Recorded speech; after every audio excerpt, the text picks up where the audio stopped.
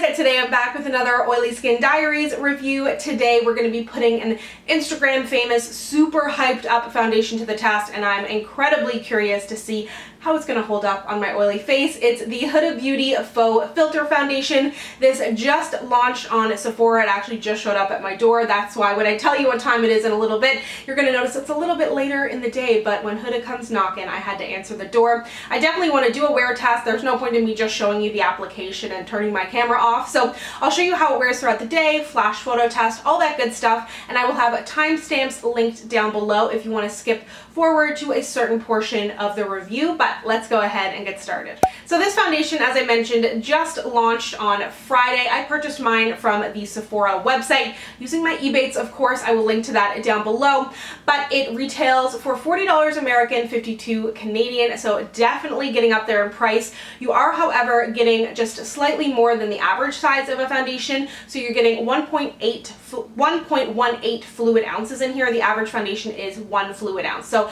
a nice amount of product in here. 30 shades in the range, which is super impressive, and of course it's an actual range. Any company can say they have 10, 15, 20 shades in the range, but if it's not an actual range of light to deep, there's basically no point. So nice to see that in the range. And on the Sephora website, there seems to be some conflicting information because in the little listing that it has, it says it's medium coverage. In the description, it says it's full. From her Snapchat and her Instagram, it does seem to be like it's for full coverage and really, really full. So I'm curious to see because I definitely have some kind of existing breakouts and redness on my skin. It does list as being suitable for all skin types and have a natural finish. So let's go ahead and put this on my skin. One thing that I really liked that she did was included a mini of her foundation primer in here. And I don't think I've ever seen this done with a foundation. Correct me if I'm wrong, maybe somebody has, but I thought that this was just so genius because if you're buying the foundation, you may be curious about the primer, but you might not want to pick it up, and this could really cause you to fall in love with it. So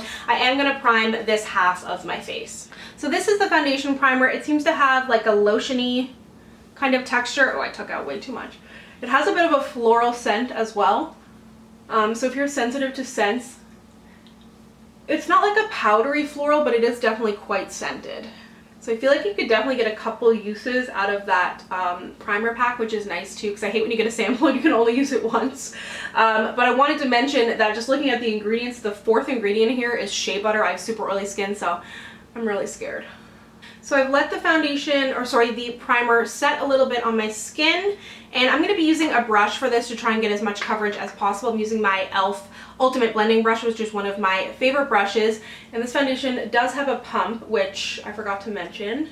And I should also tell you what shade I'm wearing. I'm wearing the shade 420 Toffee, and she has a really good shade kind of guide to help you pick out your shade, but I did find it a little bit confusing because she had two of my shades in two different shades of her foundation. So the Kat Von D shade that she had said it matched this one in 420, and then I think my Estee Lauder shade was set 410. So this seems to be a good shade match. I was really just guessing online, and it does seem to have really good coverage, blending out super easy. It seems to have that same scent as the primer as well, and I wear about an NC42 at MAC if you're curious.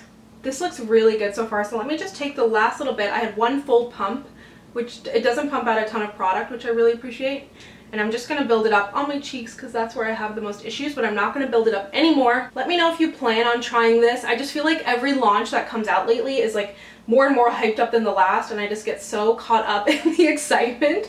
But I still had my 10% off Sephora coupon that they give you every year for being VIB. It's the same code for everyone, so if you didn't know about it, I'll link to it down below. So I figured I might as well use up a coupon.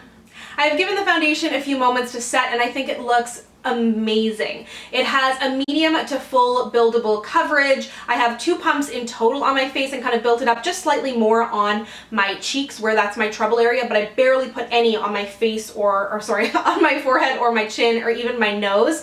And I think that the coverage is really nice. It looks super flawless on the skin, but doesn't look cakey by any means. I mean, it doesn't look like I'm not wearing foundation, but it looks really, really good, really flawless, and almost like a natural full coverage, if that makes sense.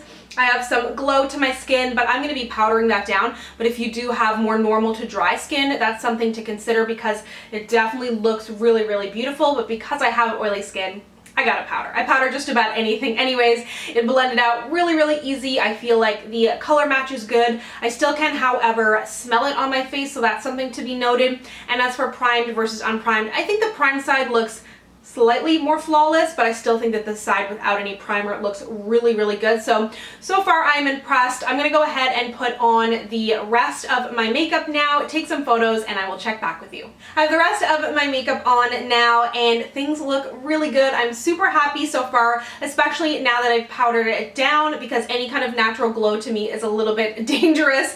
And if you're curious about anything that is on my face, I will of course, as always, list all the makeup that I'm wearing down below. As for the photo test, I took some photos here, and with all my lighting, I thought it looked really good. You can see that natural glow to my skin that I was speaking about earlier. As for the flash photo test, I'm a little bit disappointed because I did have flashback, and normally I don't really care if there's flashback because, as I've said before, I'm not out at night often being photographed, but it's obviously good information to have for you. That's why I do the test.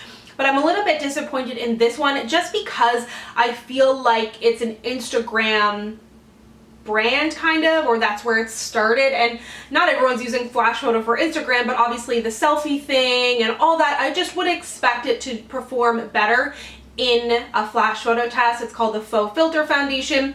It doesn't say that there is SPF listed in there, and I'm no ingredient guru, but the second ingredient is talc, and then one of the last ingredients is titanium dioxide, which I think is generally sunscreen SPF related. I really don't know, but either way, what I do know is when I took a flash photo, there was flashback.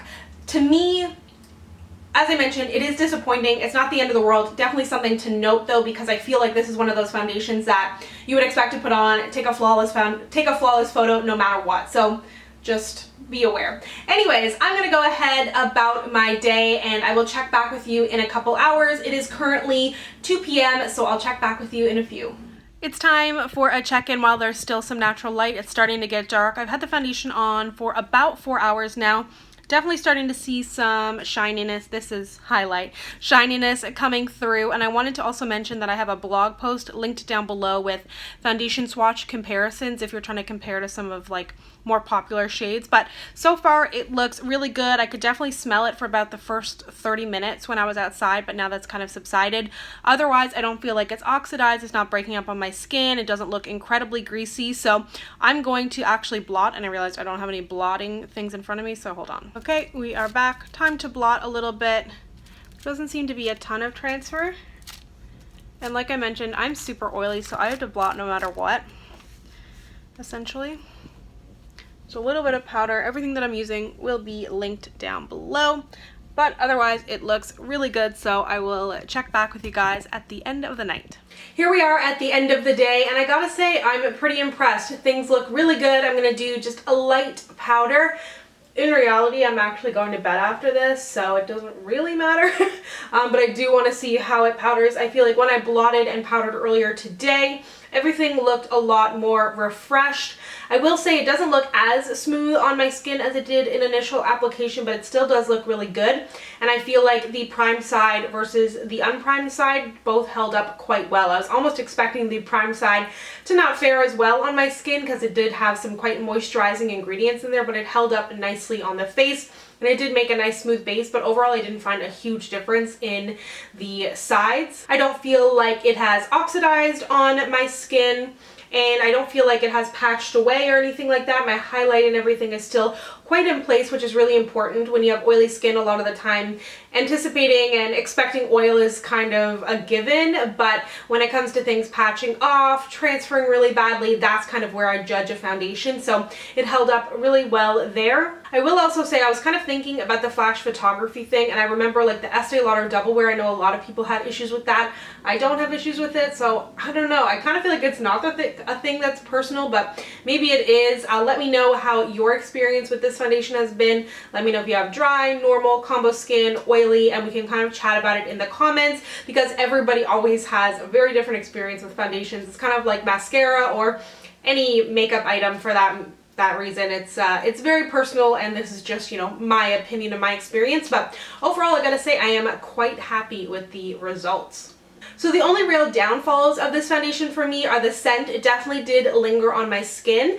And then the flash photo. This is a pretty beautiful foundation, and it's the kind of thing I would definitely consider wearing out at night, but now I will not. I will not take that chance for flash photo. So it depends how you're going to wear it. I will continue to wear this foundation during the day. Absolutely. I really love the way it looks on my skin. I love the way that it wears as well. And I feel like the color match is good. I could have maybe go down to 410 Brown Sugar, but for now, this one is definitely suitable, and I'm really happy with how it worked out for me. So let me know if you plan on trying this foundation, and I have a bunch of links down below to oily skin videos about different foundations and skincare, and then I also have the blog post comparing this foundation to some other more popular foundations.